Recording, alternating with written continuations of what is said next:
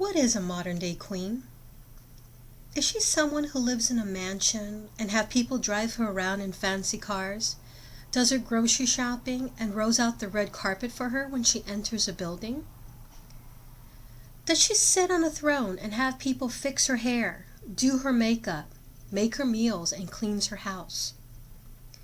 Is she someone whose beauty is so flawless every minute of the day that we aspire to be just like her? No, I don't think so. A modern-day queen is much more than the materialistic possessions and the external features that will eventually give way to wrinkles and gravity. Therefore, a modern-day queen does not base her identity on her outward beauty, but what she possesses in her heart. A modern-day queen uses her abilities and passion to collaborate and co-create with other queens to build a compassionate and just world for everyone. A modern-day queen lives with the mantra that being beautiful means to be yourself, accept yourself, love yourself, and be kind to yourself. She has learned to dance with her fears, embrace her insecurities, and realizes that her greatest strengths grew out of her strongest weaknesses. She is perfectly perfect with her imperfection, although she acknowledges that she secretly struggles with the vanity of wanting to hold on to some of her youth, and that is okay. We are human, and we all have our inner struggles. As our society descends deeper into polarization and paralysis, it will be prevalent for modern-day queens to step up and take up the reins. It's going to be up to all of us to compassionately guide the next generation into finding their own identity. And I'm going to say that it's not an easy task, because the first thing we need to do is find comfort within our own identity. There is also a dangerous phenomena that looms before us that has the ability to supersede any self-confidence that any of us modern-day queens may have, and that is the destructive power of societal interpretation. Every day we are being constantly bombarded with messages that have the tendency to communicate to its viewers that we live within an us and them society, encouraging the acceptance of inequality and romanticizing the effects can be quite devastating for everyone involved. Many of us are subjected to the mold of acceptance that was placed before us by mainstream media, and our young women, as well as some of us, seek everything within our soul to meet up to the criteria that is set before us. The word beauty is socially constructed for us, and we are barraged with photos of women that have been photoshopped and altered. Because of this, our views of beauty have been so distorted that what we see looking back in the mirror is something that is just not enough. And can you imagine feeling like you're not enough? The fear that no one will like you because of the clothes you wear, what you look like, where you came from, or maybe the circumstances that you're currently in.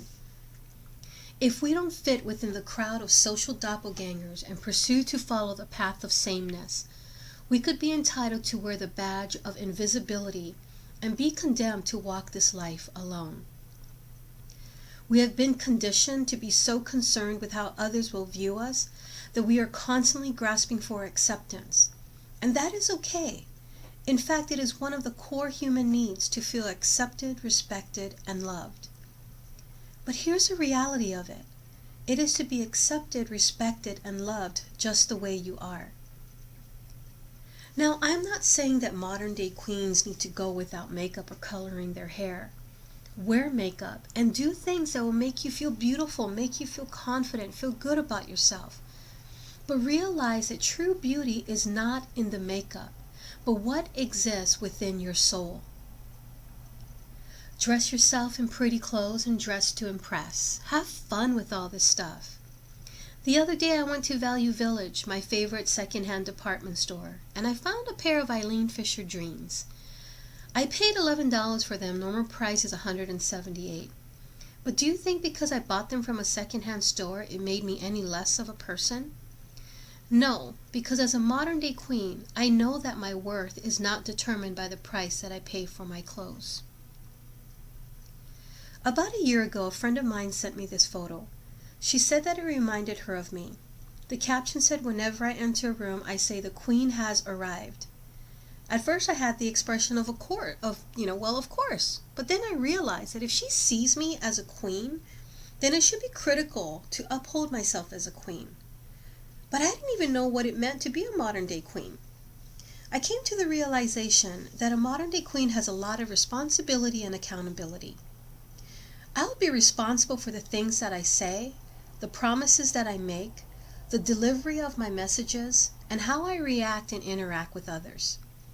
I would also be held accountable to my actions and the consequences of my given responsibilities, especially if it affects another human being.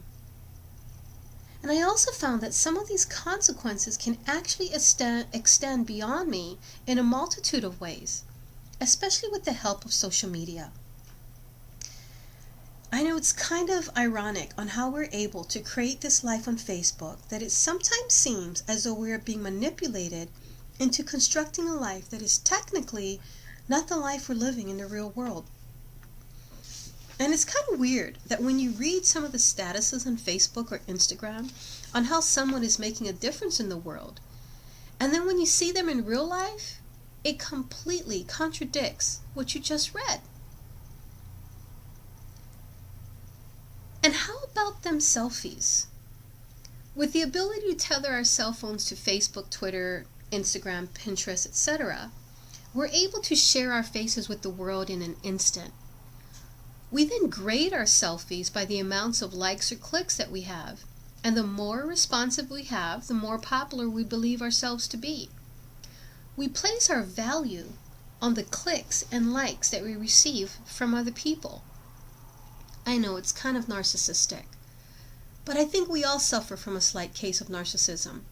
We all like to be admired, but I think it's much more important to be liked, if you know what the difference is. Well, my theory is when you admire someone, you see all the great traits and good qualities. Room for error is very slim, and if there are any flaws, they become less ideal to you. When you like someone, regardless of their admirable qualities, you like them for just the way they are, flaws and all. Does that make any sense? Our society has become so self-absorbed in the me factor that it actually obstructs us from having any empathy for anyone else. We have become so confused between self-confidence and conceit that if things have no direct impact on us as individuals, then why does it matter? It's all about me, me, and me. Look at what I'm doing, look at where I'm going, look at what I'm eating. Look at me. And it's a pretty sad situation. I'd like to share a little story with you. And I love telling stories simply because it has the ability to connect strangers to one another through common experiences. And when we see commonality instead of differences, we can build a much more cohesive world. And this story is about how I was so absorbed in my own life. The drama that it carried seemed as though my issues were much bigger than the world itself. I was unable to connect with others simply because I was so absorbed in me. I would sit with friends and I would start the conversation by talking about me. They would share their stories with me and I would relate it back to me.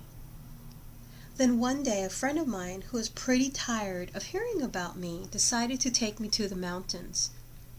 We drove up to a place called Blanchard Hill. It's located at the foothills of the Chuckanut Mountains in Bellingham, overlooking Samish Bay.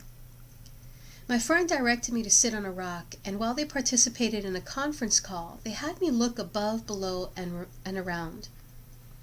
They said, "Look beyond the horizon, see the trees, feel the wind come up over the hill, and let it embrace you." As I sat on this rock overlooking Samish Bay, the silence of existing in the moment was a bit uncomfortable. I fidgeted and loudly sighed.